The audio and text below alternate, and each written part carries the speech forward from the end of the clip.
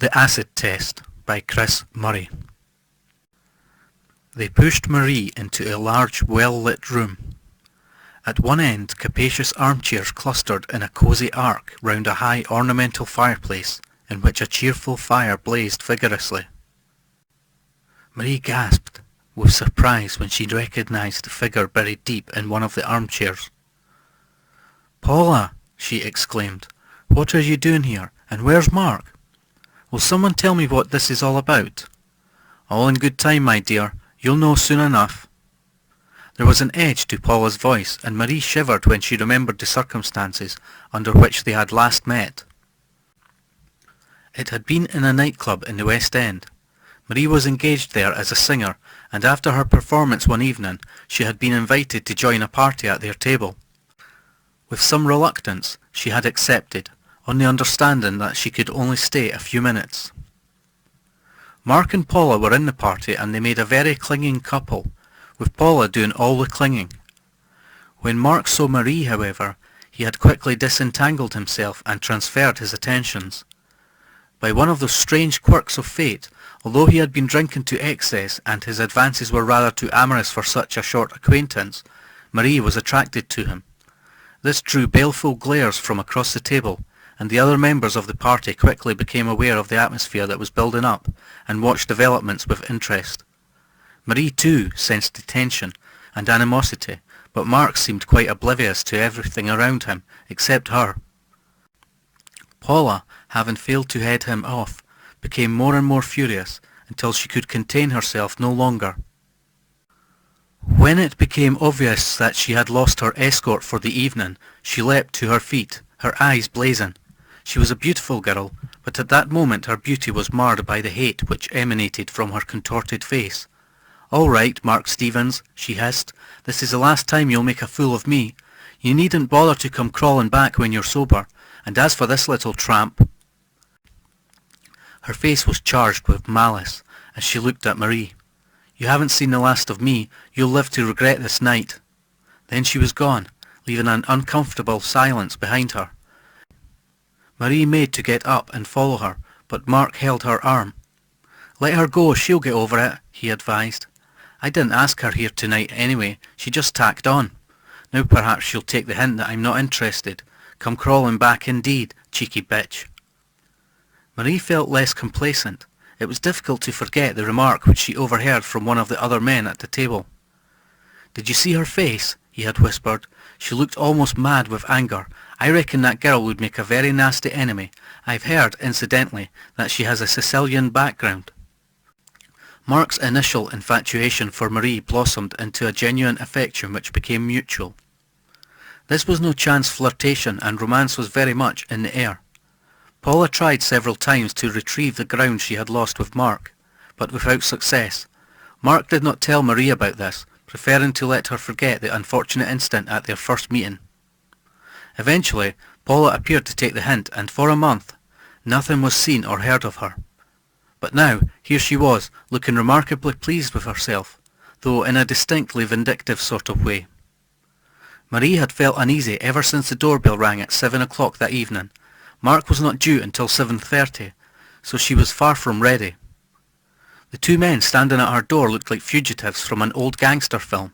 One was tall and gaunt, with a long, narrow face in which the eyes were too hard and close together, the nose too bony and the lips too thin. His companion came only to his shoulder, but probably outweighed him by 30 pounds. Even the long draped jacket which he wore failed to conceal his considerable girth. Two small piggy eyes stared out from the mountain of flesh that was his face, and when he spoke, his heavy jowls quivered grotesquely. He told Marie that they were friends of Mark, who had asked them to call for her. She was to come quickly, just as she was, as he had a surprise for her, and to convince her they handed her a short note which she recognised to be in his handwriting. Mystified and still faintly suspicious, she had gone with the two men. Now, 40 minutes of fast driving later, here she was.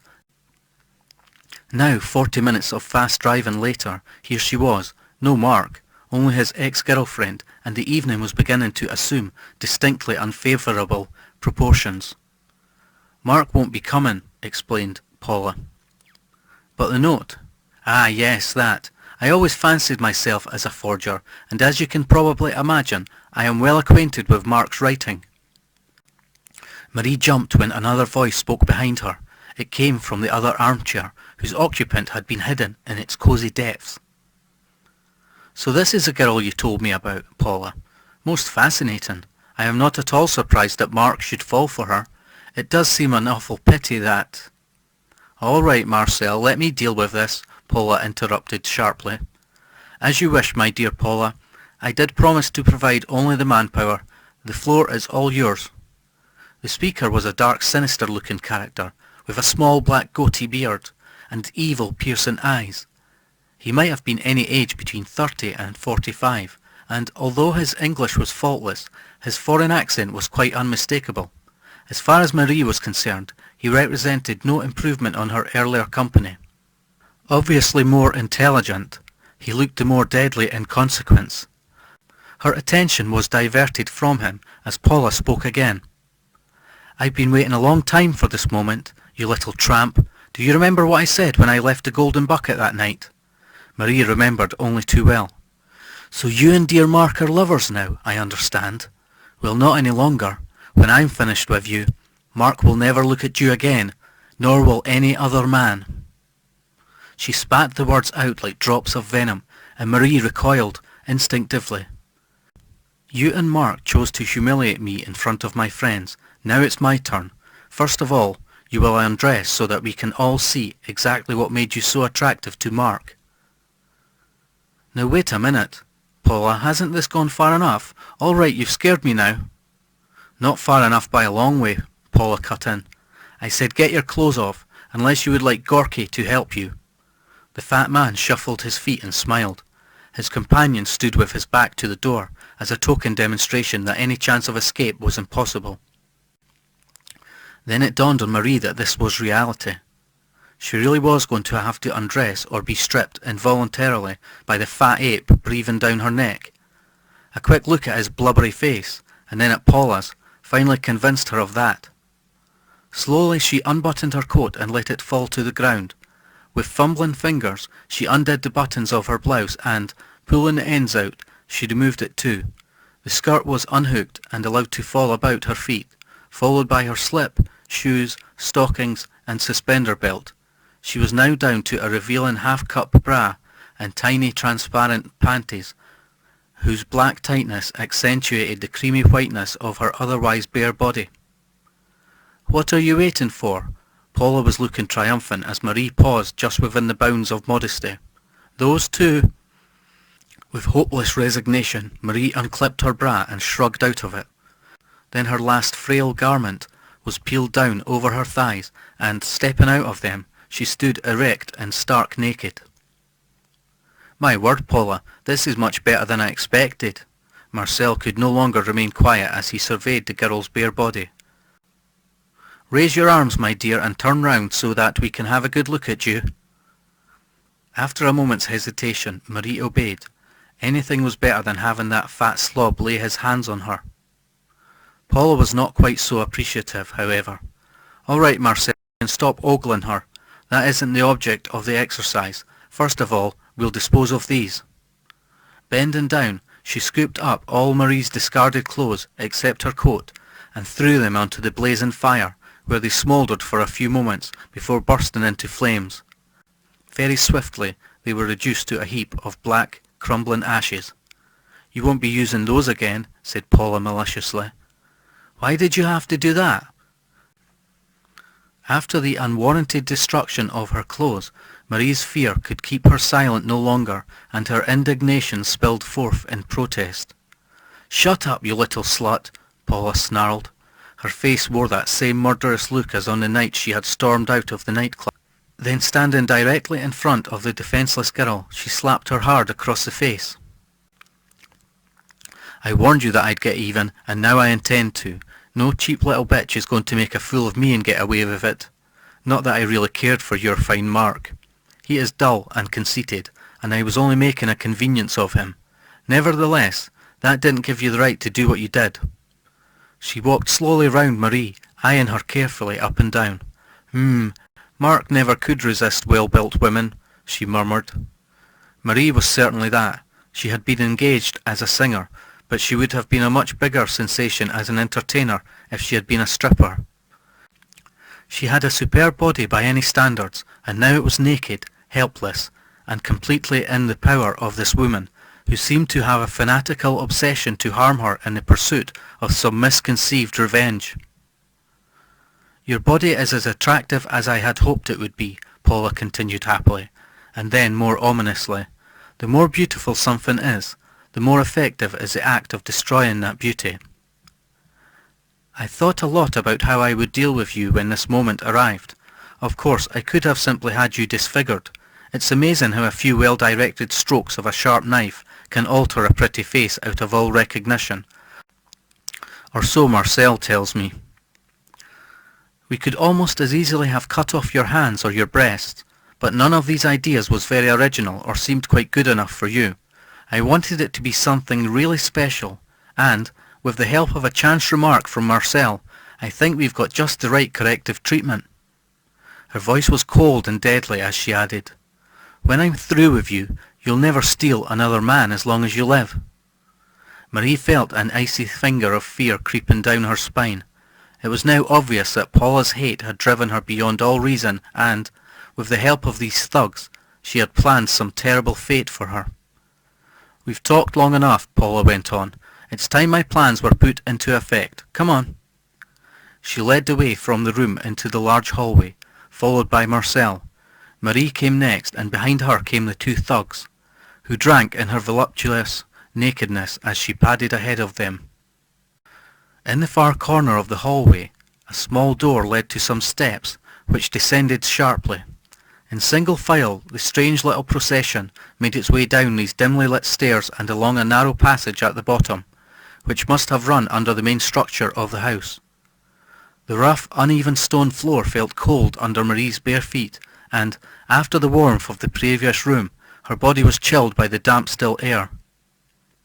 Paula unlatched a heavy oak door which blocked their path, and as it swung slowly open on protesting hinges, she touched a wall switch. The room beyond was flooded with light, and when everyone had entered, the door was closed and secured behind them. Looking anxiously about her, Marie saw that she was in a large cellar, the farthest corners of which defied the efforts of the artificial lighting, bright as it was, to expose their shadowy secrets to her gaze. In bygone days this had probably been the wine cellar of the house, although now it contained no evidence of its earlier function. The floor was in fact completely bare, apart from two large round metal plates embedded in it. They looked like manhole covers, and lay about 10 feet apart. High above them, near the ceiling, a pulley was suspended from a rail. The rail ran directly above the two metal plates and terminated against a huge stone pillar in the centre of the chamber. Against the pillar was a large mirror which faced back along the line of the pulley rail. Paula touched some more switches on the wall, and the centre of the cellar was flooded with light. She then signalled to the tall man, who pushed Marie into their intense glare. He made her stop just short of the first metal cover, and roughly grabbing her wrists, forced them together. From his pocket he produced some thick cord and proceeded to bind the girl's hands together. He then joined a free end of the cord to a rope which dangled loosely from the pulley wheel overhead. Hauling on the other side, he slowly pulled Marie's arms up over her head.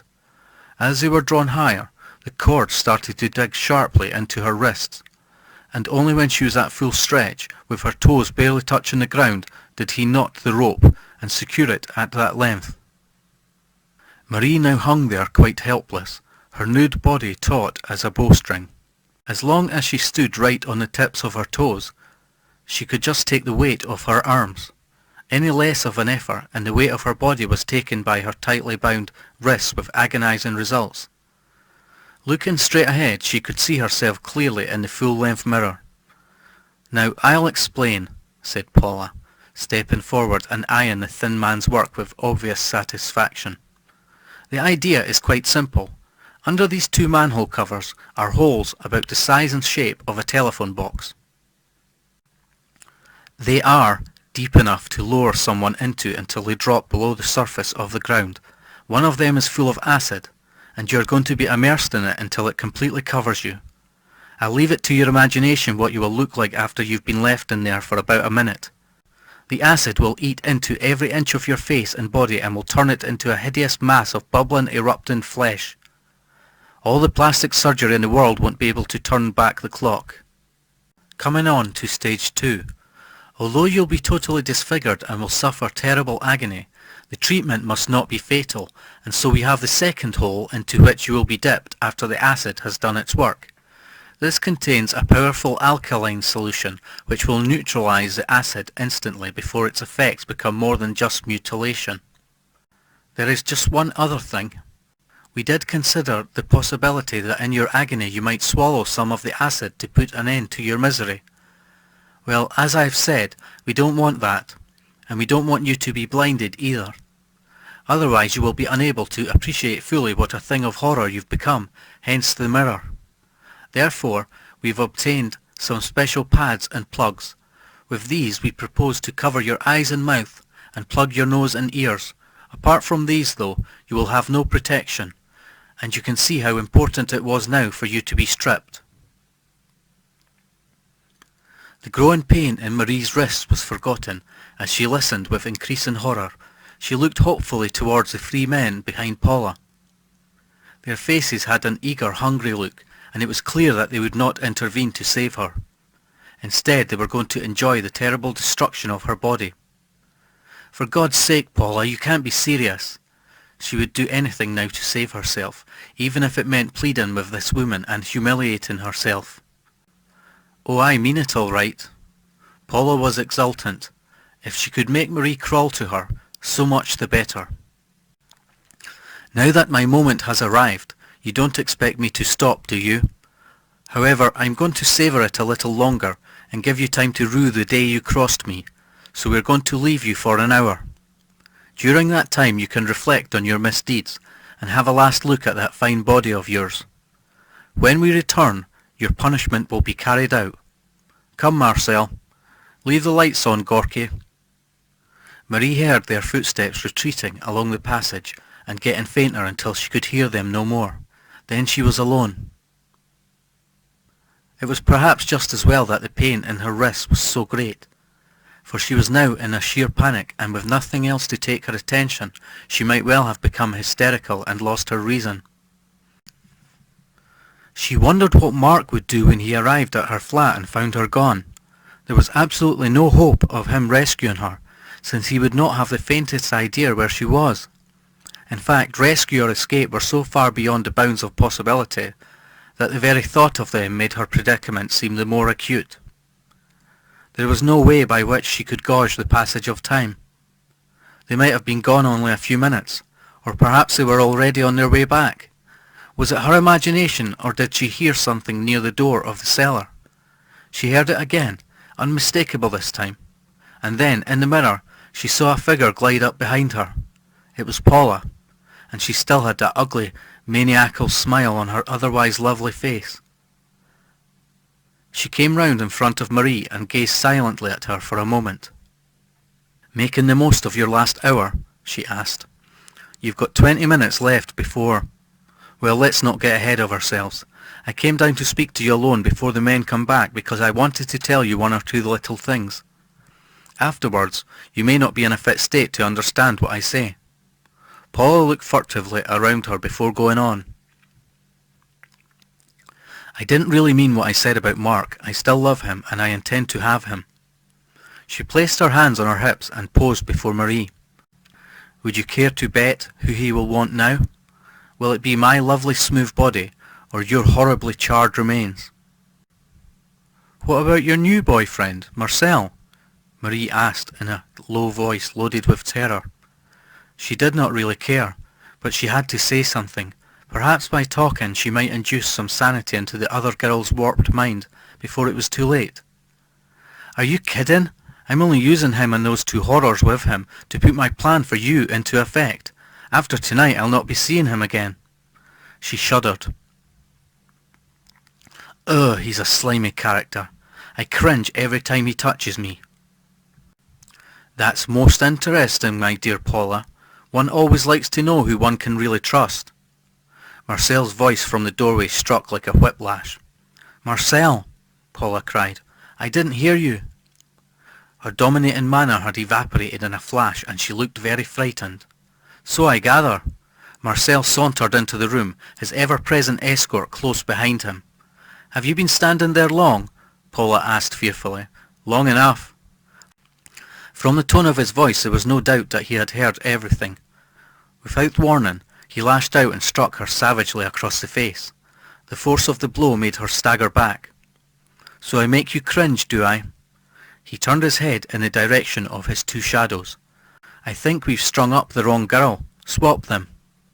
The last two words were fired like pistol shots, and the two men moved swiftly into action. While Gorky gripped Paula from behind by her arms, his companion reached above Marie, and with a quick flash of his knife cut her down. The sudden relaxation of the weight on her arms almost caused Marie to crumple to the floor. She retained her balance, however, and backed carefully away from the centre of the room towards the open door. She had not yet fully comprehended the dramatic turn of events. All she knew was that she would fight with every last ounce of her strength if they tried to drag her back again. But the three men appeared to have forgotten her. All their attention was now centred on Paula, and in spite of her dread of this appalling place, and the overwhelming desire to flee from it, Marie paused at the door. Drawn by a fascination even stronger than her personal terror, she stared back into the room and watched the awful scene being enacted there in the centre. Although she struggled like a mad thing, Marcel's men quickly bound Paula's wrists and hung her from the pulley in Marie's place. The economy of effort with which they handled her suggested that this was not the first time they had subdued an unwilling victim. Their efficiency was further demonstrated when they proceeded to strip the girl.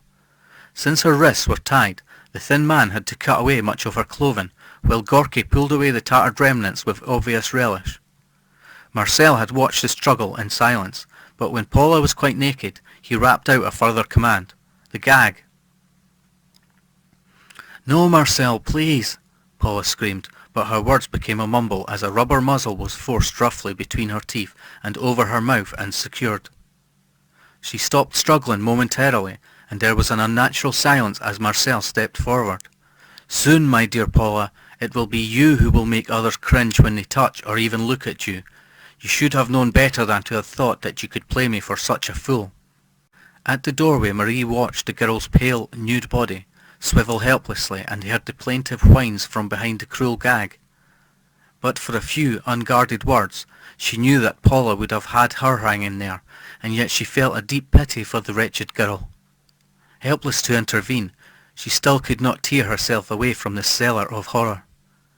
Marcel reached out and ran his hand slowly down the length of Paula's body. She tried to arch away from it and then began to struggle furiously once more. Let's not waste any more time, Marcel commanded sharply at last. Like two robots, the two men moved in on their victim. Rubber plugs were thrust into Paula's ears, the metal manhole cover drawn aside, and she was pulled along until she hung above the gaping hole. Quickly, Marcel snapped, and while the thin man started to lower her, Gorky pushed two more plugs up her nose. As her body descended towards the hole, Paula's legs threshed furiously in an effort to push herself away from its gaping embrace. It took the concerted strength of the two men to force her in, but once her legs were below ground level, it was a simple matter to lower her until she was out of sight. Apart from a faint splashing sound from the hole, there was complete silence in the cellar for almost a minute. The two thugs stood back a little breathless. Marcel closely studied his watch, and Marie shivered, but remained rooted to the spot. It was impossible to even comprehend the terrible agony which Paula was suffering as the acid ate into her face and body, disfiguring her beyond recognition. Right, get her out and into the other tank, Marcel rapped at last. The thin man hauled on the rope, and the hideous, writhing creature that only seconds before had been a beautiful woman was drawn up.